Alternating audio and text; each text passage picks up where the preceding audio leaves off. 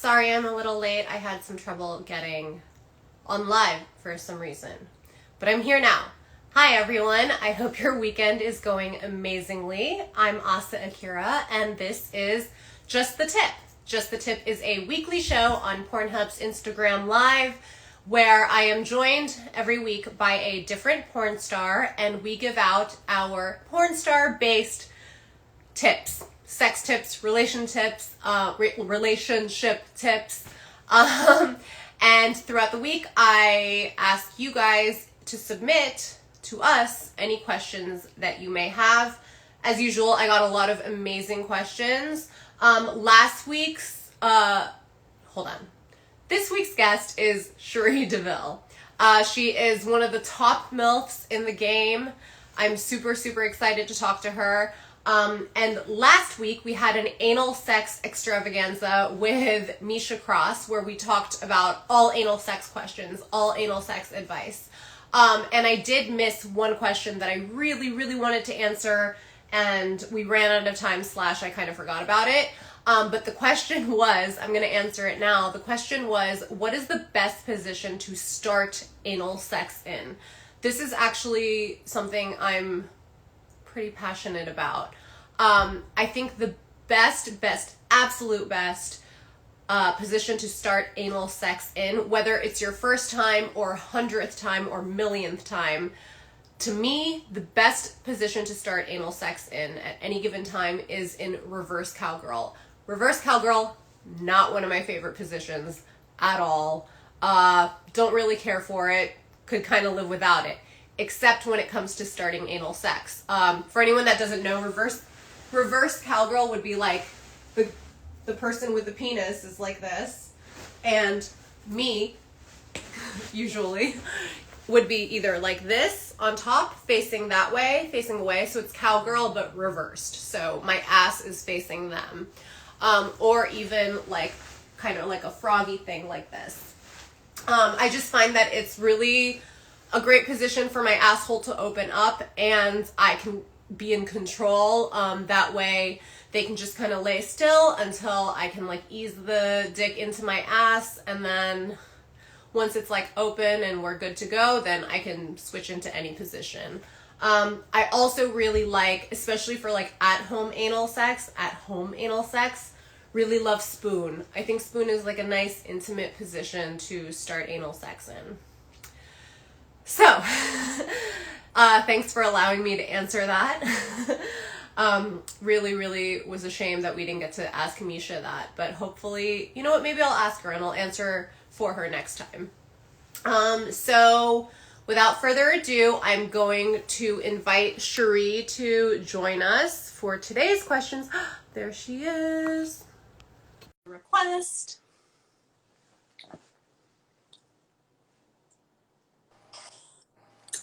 Hi. Hello. How are you? I'm good. How are you? I'm good. This thing always needs adjusting once there's two. Same. I'm like, I don't have half my head is missing, but we're here now. Here now. Cherie, I'll just start by asking, do you have a favorite position to start anal sex in? I was listening to yours, and the first thing that popped into my head, especially when I was first starting doing anal, is I needed all the control. So I do love that cowgirl, reverse cowgirl. But now I think it's like more just because I have such a like anteriorly rotated pelvis, like the one where your butt sticks out. I actually really like the way my asshole lines up when I'm in doggy but in control. Yes. I don't want to be in doggy and having them initiate the anal sex, but I do love to back onto the dick in doggy just because the way my body is made, I guess. Like a dildo suction cupped onto a wall. Yeah. Yeah. Yeah. For sure, the key here is the receiver needs to be in control until they're ready to not be in control. Yeah, for me, it takes a couple minutes to like warm up, get past like that second sphincter, really get everything relaxed, and then we're good to go. Yeah. Something that people don't talk about a lot is the second sphincter is like, and it's kind of something you don't really think about until you start having anal sex, but like I think everyone thinks that when you first start having anal sex, this ring is the one you got to get past. That one, No. I can fit anything in there. Yeah. It's a little bit like maybe not even an inch deeper in, would you say? Yeah. There's another ring, and that's like the second gate, and that's Yeah. the open. The second gate, yeah, is the gate. My first gate's like an open little slut. My second gate's like, well, yeah. The first gate is like those doors in like those Western movies where Yeah, come in. All right, so are you ready to get started on the actual questions I have prepared for you? I'm so ready. Okay. So I had a lot of like role play type questions, and I think these are really perfect for you because you are very well known for your MILF roles. Yeah. Like, I think you're like probably one of the best dirty talkers I've ever seen in my life. Stuff just like I just think you're incredible. Your mind is like, you must be a crazy person in a good way. I think I am. I think that's it. There's just like dirty thoughts swirling around in there all the time, and then someone lets me get them out. It's really beautiful. So you're very blessed in that way. So I guess I'll start with the question. My boyfriend is really into role playing, but whenever I try, I just end up laughing and not being able to take it seriously. I know it's something he really wants to do, and I feel bad. How can I get comfortable and know how to act, what to do? So I guess the question here is like, and I definitely understand this, like whenever I'm given a role where I have to be dominant, I'm definitely like, I don't know what to do. How would this person act? I guess it's acting really, but like, do you have any tips for role playing or? For me, at least, you know, when I was younger and I first started like getting into the role playing, I find that when I laugh, for me at least, it's a sign that I'm not totally comfortable. It's almost like deflecting my discomfort through humor, like almost like maybe I don't want to be judged from what I'm saying, so that humor kind of makes it softer. But I'd say the only advice that I would have is to, one, start slow, pick a scenario that you are comfortable with so that that nervous giggling doesn't come up as much, and then like ease into it and be comfortable. You know, just go full force. And that's something adult film allowed me to do. I'm actually more comfortable role playing in my real life now that I've done it on screen. And that's the only reason. It's that comfort. When I'm on screen, I know there's expectations. I have to meet them. I'm not allowed to laugh. It breaks the scenario. So through practicing, just pushing myself through those silly or slightly uncomfortable moments where you're like, what did I just say? Be like, nope, I'm standing by it. It's hot. I'm not going to laugh. I'm standing right by it. You know what I mean? And then it kind of becomes hot. That's actually so true that like the number, because I'm definitely like a giggler in that way. And I think you're so right. When I laugh in a scenario like that, it's 100% because I'm uncomfortable, and it's almost like you said, a deflecting thing where like I'm scared they're gonna laugh at me, so I gotta laugh at myself first, kind of thing. Right. You've put the laugh out there first, but now no one can completely like. So I play Dungeons and Dragons as well. And when I first started role playing especially my paladin character, she's really arrogant and annoying. I'd laugh a lot, but then I found it took my whole group out of the moment, just trying to make myself not feel silly. But sometimes if you just go full force, allow yourself to be uncomfortable, allow yourself to feel silly, especially in front of your loved one, your lover, your fuck boy, whoever it is, it's kind of magical for everybody that you're wearing that Halloween costume, you feel silly, but you're going out there in the world and you're doing it. You got to commit. I think that's a really good point, because I actually also feel that way even in a porno. I find myself like actually way more confident sexually or anything under my porn persona, because I think it's whenever it's under the guise of like, it's a job, or like I'm getting paid for this, I need to do a good job, it kind of almost gives me like an excuse to go all in. It gives you permission.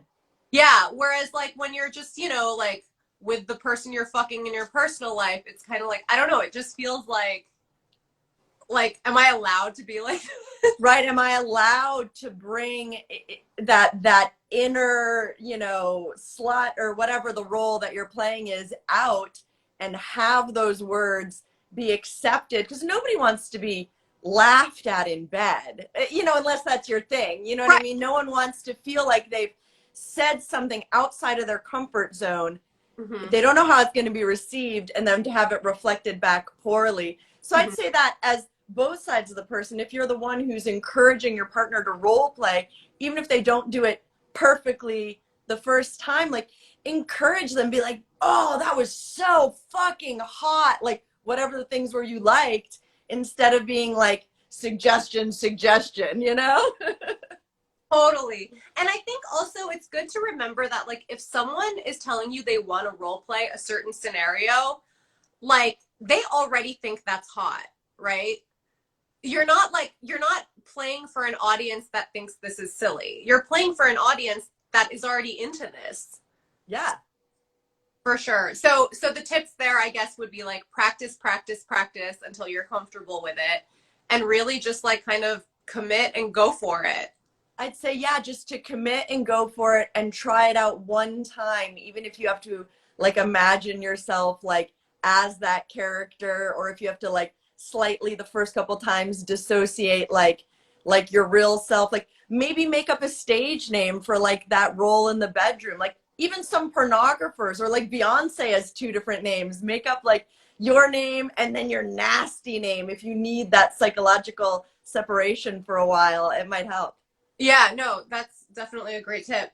And this is kind of related.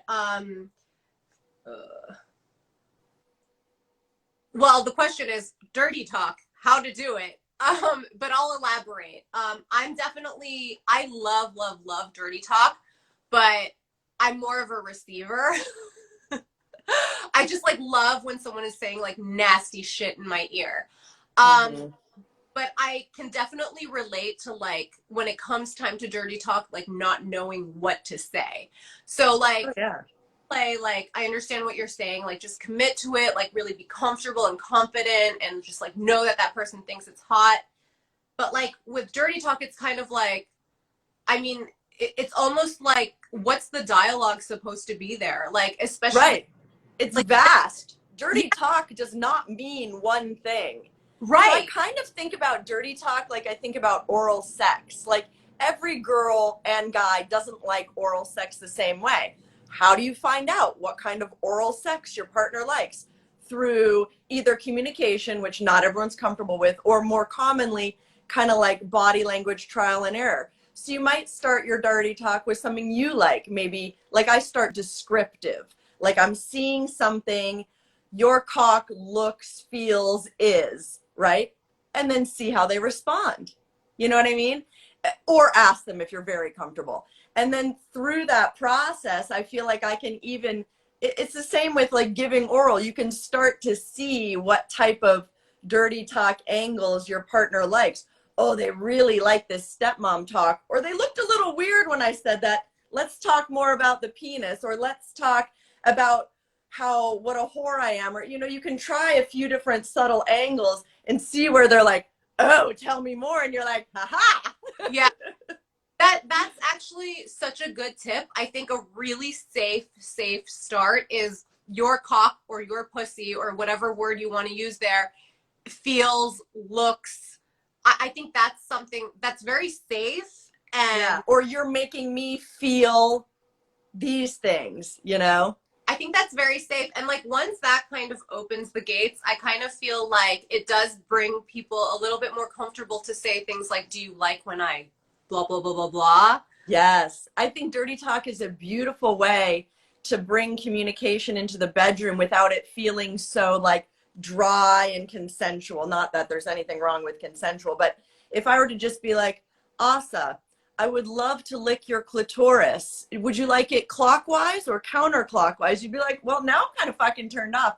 But if I'm in there and I'm like, oh my God, describing how it's making you feel, and I'm like, do you like this? Do it. Or like, those are 2 very different, like one is like a dirty talk, sexually encouraging, consensual communication, and one is a little dry. So I feel like sometimes bringing dirty talk into your consent work in the bedroom is a beautiful start too. So one, you find out more about your partner and you're playing with the dirty talk kind of simultaneously. Yeah, that's a good point. Like, I guess like it's a good way to show you're like passionate and present and intimate, right? And like enjoying yourself. Because it's true. I think so often we're taught like not really to communicate during sex, or like that it's embarrassing to talk about sex. Especially for men, that if you need to communicate, it's a sign of being a less good lover, as if somehow your male genitalia should provide you with the information on how to please a woman, or you're just not good. And that's absurd. Yeah. Everybody is different. Yes. Absolutely. Yeah. So true. Okay. So next question comes from, this is an unfortunate situation. Help.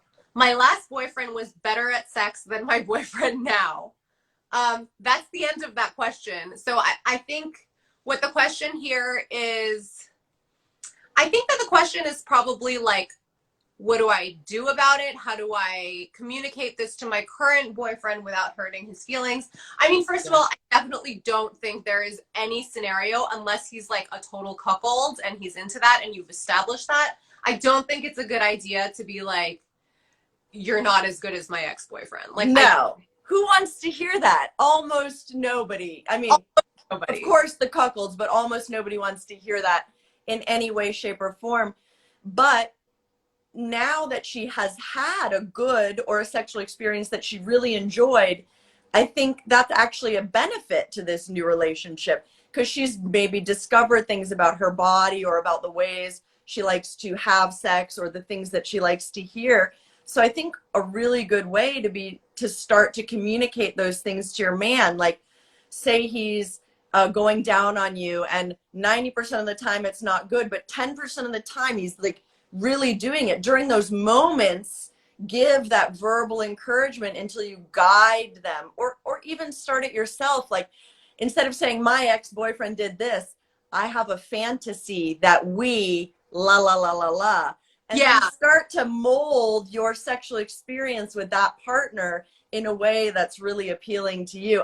I know communication around sex is scary, but like, if you can find a way that it feels comfortable for you to do it, it's world changing in the bedroom. There's no reason to go on year after year disliking your sexual experience when usually your partner is ready and willing to give you what you want if you do it constructively. It's so unfortunate how much time we all spent as adults having bad sex. Like, it's so unfortunate. And like, telling our friends the details of what we want without telling our partner. Yeah, it's true. And like, the thing is, like, I think, I don't know, I'm under the belief that like anyone is capable of having good sex. Like, sure, like, you know, like may not be as skilled or whatever, but I think the potential is there for everyone. And I really think, like we keep saying, it really comes down to communication. And unfortunately, the guys that are like bad at sex, I think it's just that they haven't had a woman communicate to them. Right. In a way that felt safe and good. Yeah. Totally. And I think one thing I have found is like men, in my experience, not just men actually, human beings do not react well to criticism when it comes to sexual things. Like, it's including, don't criticize, encourage. Yeah, don't ignore the bad, encourage the positive until it blossoms into a beautiful flower. Yes. So like, maybe like instead of wording something like you don't last long enough, you know, maybe say something like, I really love it when you go down on me before we're fucking, and then like we can go for a really long time. Like, that's the egos are very fragile in all of us. Of course. And part of it is because sex is shame-based and we don't talk about it enough. So then it becomes this weird, private, delicate seed that you worry about. Yeah. For sure. Okay, this question I think is probably coming from a guy asking about girls. What do I do when she's orgasming? Do I keep going or do I pull out? This is another like really basic communication one, I think, because you'd be hard pressed to find someone who says completely stop, right? Right. My orgasm, and I feel like this is typical of a lot of female orgasms, is not as quick as the male orgasm.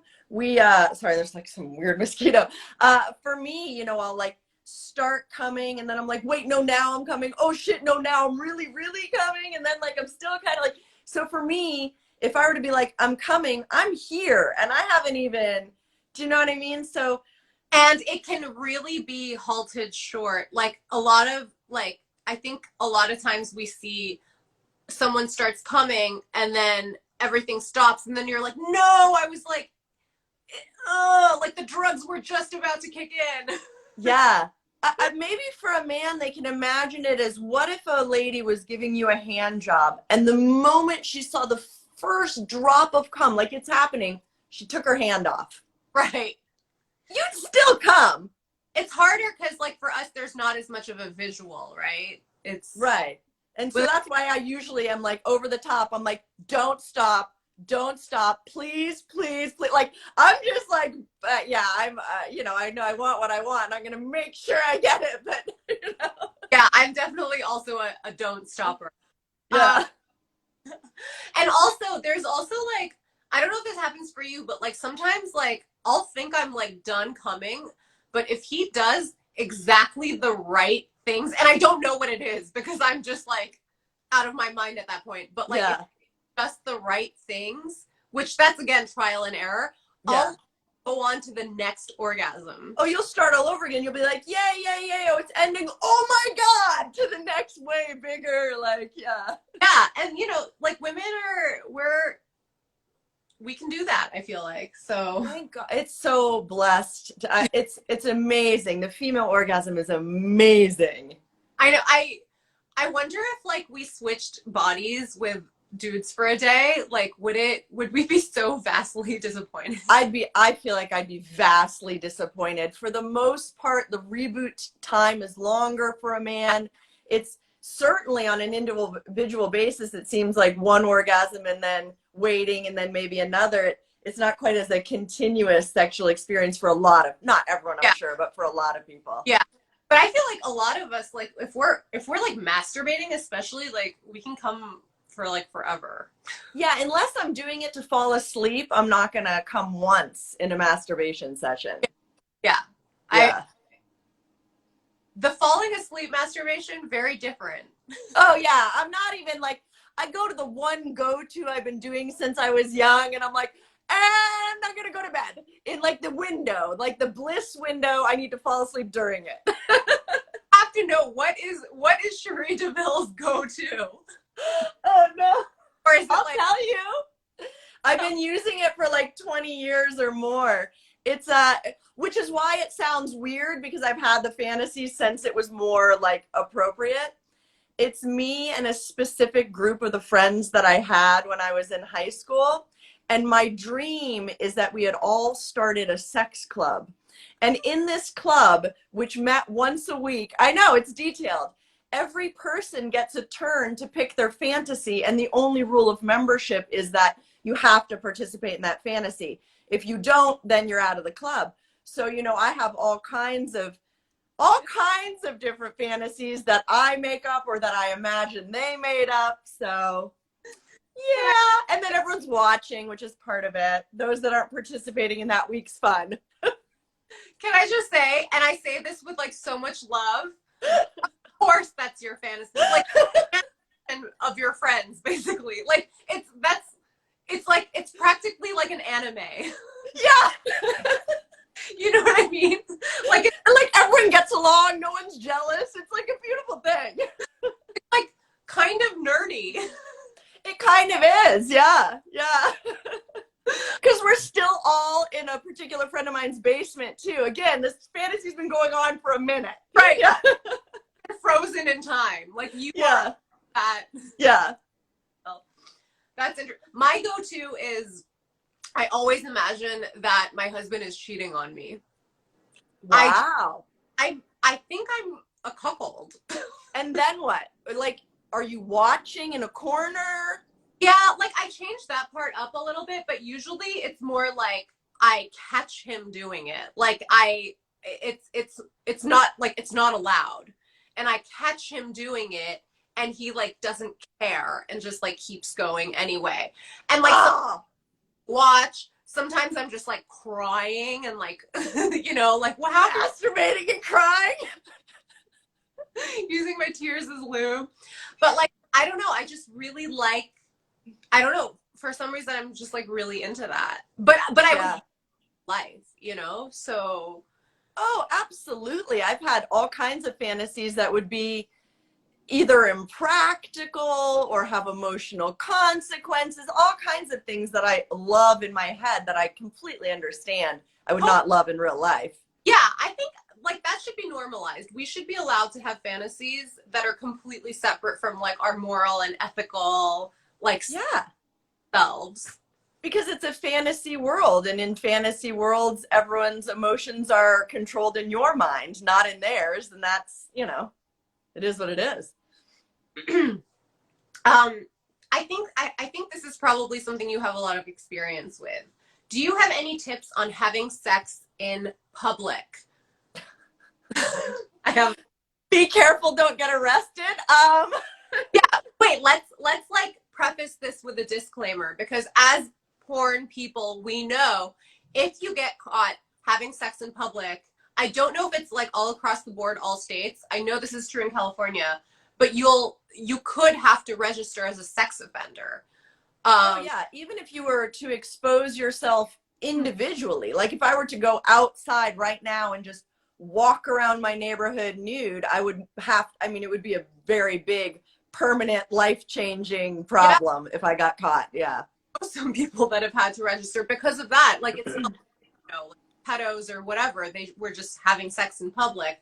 Also, God forbid, like you unknowingly are like within X amount of feet from like a playground or something child related. Ugh, like you don't. Well, that's a huge problem. Yeah. Know your surroundings would be the number one. Yeah. Know your surroundings.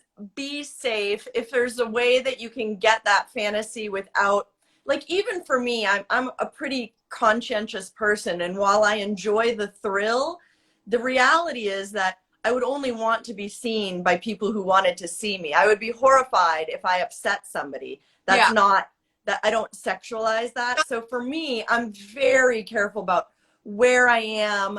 I scout it out, and often you can't tell on film because I film it in such a way that it looks vastly more public than it is. I'll, you know, slightly switch locations, positions, a variety of things so that I'm not going to take the risk of, you know, not just offending, like they're, you know, I'm not trying to make somebody see what they don't want to see. I'm the one in public. Yeah. You know? Sure, for sure, for sure. Also, I feel like, that being said, I feel like definitely like a dress or a skirt is something that's easier to just boop, right back down. For sure. And then like smaller underwear is usually easier to like slide over. No underwear. Like I don't really like, to me, I'm like such a, like I like to abide by the rules. So I'm like a teacher's pet. Like I don't like getting in trouble. So for me, having sex in public is like pretty scary, and like I've never done like any of the public things, like Public Disgrace or any of those really famous public sites, just because I'm like, that doesn't thrill me. But I definitely get that it does for a lot of I love being watched, so that part is extremely thrilling. I just don't want to force a view that someone, like, the more people that want to watch me, the better, as long as nobody is like pissed, you know? It's a fine line, because I also love being watched, but I understand what you mean. Like it's, you don't want like someone getting too close or like too creepy. I think maybe like perhaps like if you are into the voyeurism aspect or like being watched, I think like honestly like going to a sex club or like a place where like, you know, it's kind of like fair game, that's like, to me that's very exciting because there's no thrill of getting caught. But that's how I started. Way before porn, I was a big, at least once a week to the different sex clubs, swingers clubs. Yeah. Whoa. I don't do that anymore since porn, out of respect to my colleagues, of course, but that was my jam. Um, that's something people don't know, I think, is like a lot of us in porn are like, oh my God, I was so much sluttier before porn. Because Oh, yeah. we have a responsibility to keep ourselves, as unsick as possible for our co-stars, right? So we Yeah. try to like have unprotected sex outside of the industry because that's just a liability for everyone. And disrespectful. I love my colleagues and I love my job, and I'm not, everyone makes sacrifices for their jobs, and I'm not gonna. I mean, we're playing with other people's lives. That's absolutely out of the question for me. Yeah, The no, risks I'll take on my own body are not the same as the risks I am willing to put on another human. I always thought you said like you used to go once a week, but like were you a swinger? Yeah, I used to joke because I also swing dance. I'm like Thursdays is swing dancing and Saturdays is swinging. Again, such a nerd. You have no idea.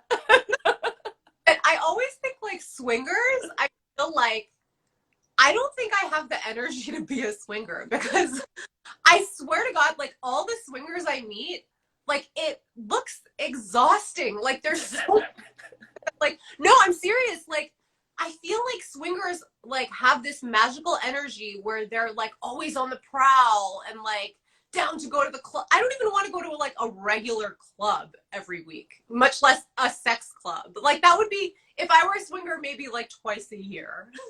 What, twice a year? No, that would, you know what it is? Part of it for me, it's a safe way and a way that, so if I go and I try and pick a woman up at a regular club, I'd face, a lot of rejection. I'm still not good at telling who's like into chicks or not. Mm-hmm. But at a swingers club, there's just a higher percentage. So you get that thrill of the hunt, that at least for me, that very sexual feeling of conquest in an environment where I have a higher chance of rolling those dice. So for me, it's almost like a like a false scenario I'm wrapping myself around where I'm going to have a greater chance of success, but I can still play in my head like I'm the tiger on the prowl.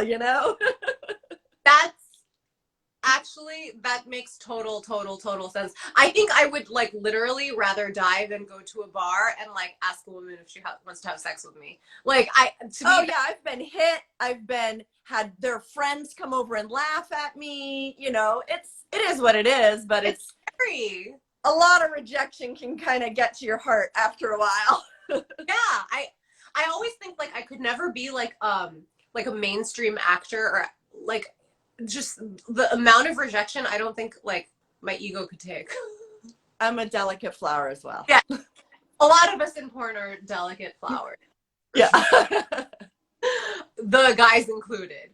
Okay, and this is the final question. In all your years of porn, what is the best sex tip you've learned that you would like to pass on to those not in porn? Oh, that's a really good question. Best tip. I know this is a dumb one, but I'm just going to circle right back to communication because even in porn, when I first started, I would just like get right into the scene and we're doing it and we're whatever. But now I take the time to talk to each and every coworker, not just about their yeses and nos, but like, what do you like? Like if I were to drool all over you, some people are like, yes. And some people it turns their stomach, and they'll do it on film. But even on film, it's really as best as I can. I'd love to please. I'm really a people pleaser, like almost like not good, but I really would love to please my coworkers. So I do try and tease out any information I can. For sure. I mean, like, there's nothing more satisfying than, like, especially I find for me, like, especially when I work with a woman, because men are, like, a little bit easier, but, like, with a woman, like, to me, there's nothing more gratifying than, like, making a woman actually come. Like, Same. I feel like a goddess. I'm yeah. like doing a little dance around the room. Yes. Yes.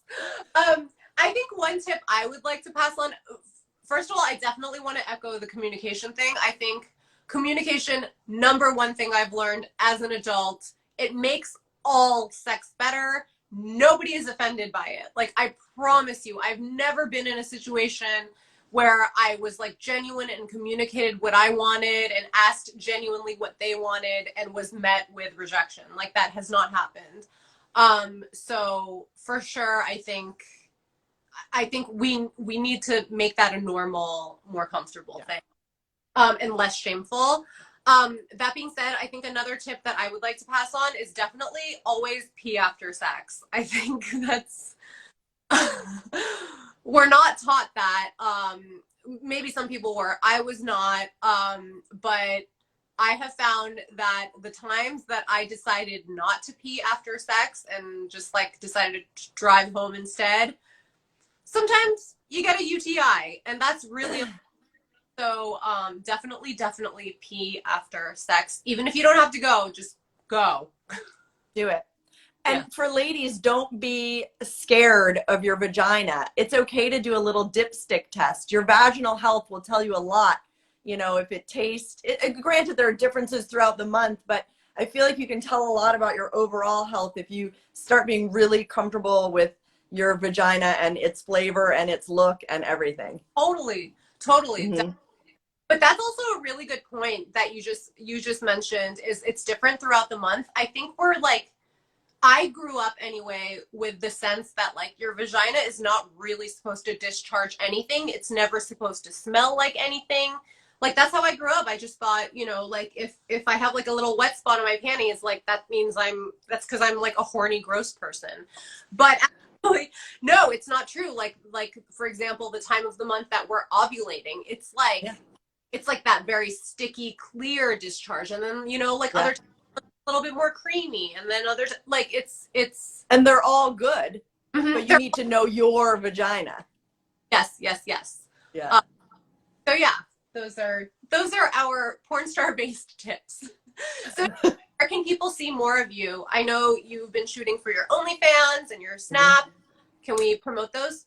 Yeah, I have all those things. Basically, I link just about everything to my Instagram. So if you follow my Instagram, CherieDeville XO, that's like layer one. That's the best. And then I have OnlyFans, I have Snapchat, I'm on the clip stores, I'm on the Pornhub, The hub. Yeah, the hub of porn. Yeah.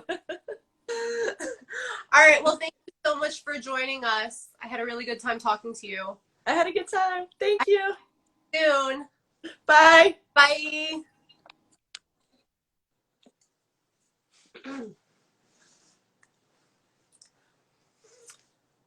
All right.